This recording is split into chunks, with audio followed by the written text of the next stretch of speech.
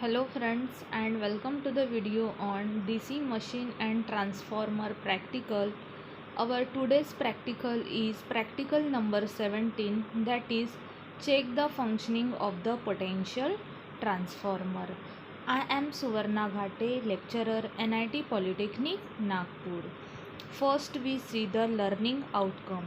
After watching this video you will able to understand the course outcome, that is understand the different application of special purpose transformer, and the learning outcome, that is understand the special purpose transformer and the working of potential transformer.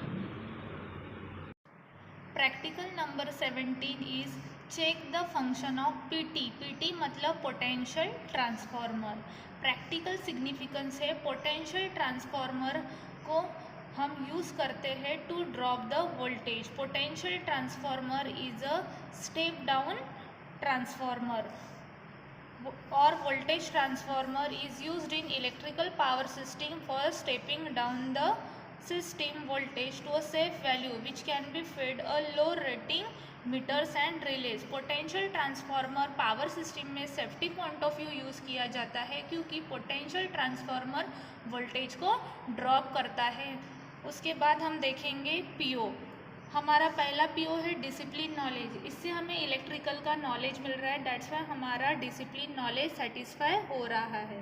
Then experiment and practice. आप practical को perform करने वाले हो and readings को note down करने वाले हो, that's why आपका experiment and practice PO satisfy हो रहा है।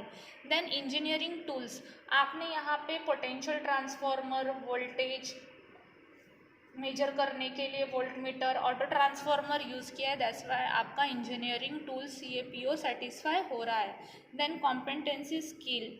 आप इस प्रैक्टिकल को परफॉर्म करने के बाद पोटेंशियल ट्रांसफार्मर कैसे वर्क किया जाता है और उसका फंक्शन क्या है ये आपको यहाँ से समझेगा। Then practical outcome check the functioning of potential transformer. जैसे कि हमने बोला है कि पोटेंशियल ट्रांसफार्मर ये स्टेप डाउन ट्रांसफार्मर है जो वोल्टेज को स्टेप डाउन करता है, तो हम प्रैक्टिकली देखेंगे कि सच में वो वोल्टेज को ड्रॉप करता है या नहीं। Then this is the circuit diagram of the potential transformer. This is the single phase AC supply जिसको हमने ऑटो ट्रांसफार्मर कनेक्ट किया है। तो ऑटो ट्रांसफार्मर का एक पॉइंट कहाँ कनेक्ट रहेगा, वोल्टमीटर को कनेक्ट रहेगा, और कॉमन पॉइंट और वैरिएक भी वोल्टमीटर के एंडिंग पॉइंट को कनेक्टेड रहेगा। और हमेशा वोल्टमीटर ये ट्रांसफार्मर को और ऑटो ट्रांसफार्मर को कैसा कनेक्ट किया जाता है, पैरेलल में कनेक्ट किया जाता है। This is the symbolic representation of transformer. तो ट्रांसफार्मर के प्राइमरी साइड को एक हम वोल्टेज लगाएंगे और सेकेंडरी साइड में एक वोल्टमीटर लगाएंगे।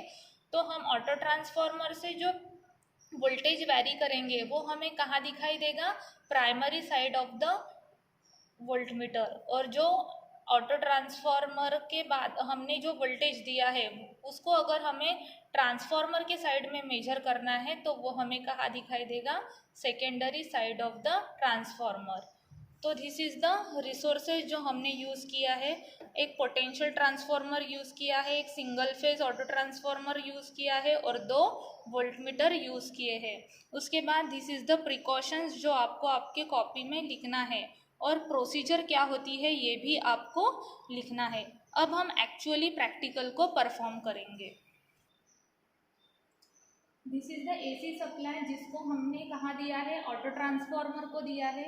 जैसे कि हमने बोला है ऑटो ट्रांसफार्मर का कॉमन पॉइंट कहाँ जाएगा, वोल्टमीटर के कॉमन पॉइंट को जाएगा, और ऑटो ट्रांसफार्मर का वैरिएक कहाँ जाएगा, रेंज ऑफ द मीटर। तो ये 0 to 300 रेंज का हमने क्या यूज़ किया है, वोल्टमीटर यूज़ किया है। दैट्स वाई हमने वायर का कनेक्शन कहाँ किया है, 300 को किया है। यहाँ पे 600 वाला भी एक नॉब है, तो अगर ये वोल्टमीटर हम 600 के लिए यूज़ करते थे तो हम कनेक्शन कहाँ पे करते थे, 600 के नॉब पे करते थे। Then this is the potential transformer. Potential transformer को वोल्टमीटर पैरेलली कनेक्ट रहेगा, तो एक प्राइमरी वाइंडिंग का एक कनेक्शन जाएगा कॉमन को और दूसरा कनेक्शन 230 वोल्ट हमने कहाँ दिया है, रेंज ऑफ द मीटर दिया है। देन पोटेंशियल ट्रांसफार्मर का this is the secondary side, तो एक वोल्टेज हमारा गया है रेंज ऑफ द मीटर और एक कनेक्शन हमारा गया है common side of the volt meter. अब हम सप्लाई को ऑन करेंगे।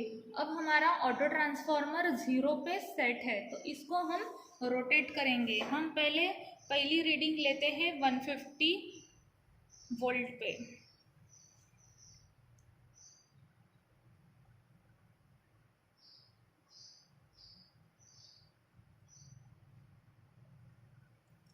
ये देखो, ये 120 और 160 यानी कितने का डिफरेंस है, पूरा 40 का डिफरेंस है। तो एक लाइन कितने की हुई, 4 की। तो यहाँ पे हमारा दिस इज द 120 140 और यहाँ पे इतना हमें कितना मिलेगा, 150 मिलेगा। यहाँ पे अगर 150 है प्राइमरी साइड के वोल्टमीटर में, तो सेकेंडरी साइड में इसका हाफ मिलना चाहिए। मतलब यहाँ पे कितना मिलना चाहिए, 75। तो हमें एग्जैक्टली यहाँ पे कितना मिलता है, 75 वोल्ट मिलता है। तो हम ये रीडिंग लिख लेते हैं हमारी प्रैक्टिकल मैनुअल में। प्राइमरी साइड में हमें ने दिया है 150 वोल्ट, तो सेकेंडरी साइड में हमें कितना मिला है, 75 वोल्ट।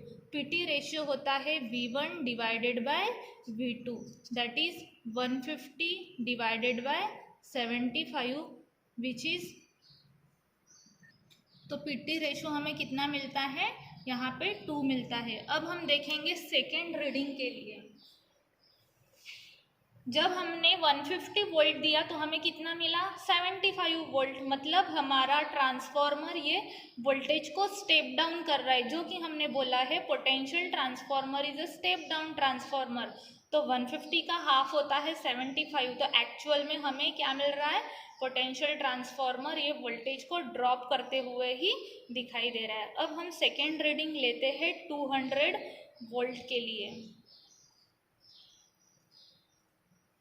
हम वेरिएक से प्राइमरी साइड के वोल्टेज को वेरी करेंगे। यहाँ पे आपको दिखाई दे रहा है पॉइंटर कहाँ पे है, 200 पे है। तो सेकेंडरी साइड के वोल्ट मीटर में हमारा पॉइंटर कहाँ पे होना चाहिए, 100 पे होना चाहिए। तो यहाँ पे आपको अप्रोक्सीमेटली 100 दिखाई दे रहा है। मतलब हमने अगर प्राइमरी साइड में दिया है 200 वोल्ट, तो हमें सेकेंडरी साइड में कितना मिल रहा है, 100 volt. PT ratio is V1 by V2, that is 200 divided by 100, तो हमें मिलता है 2। तो उसके बाद आपको रिजल्ट लिखना है, the potential transformer it is use for the step down the voltage ratio.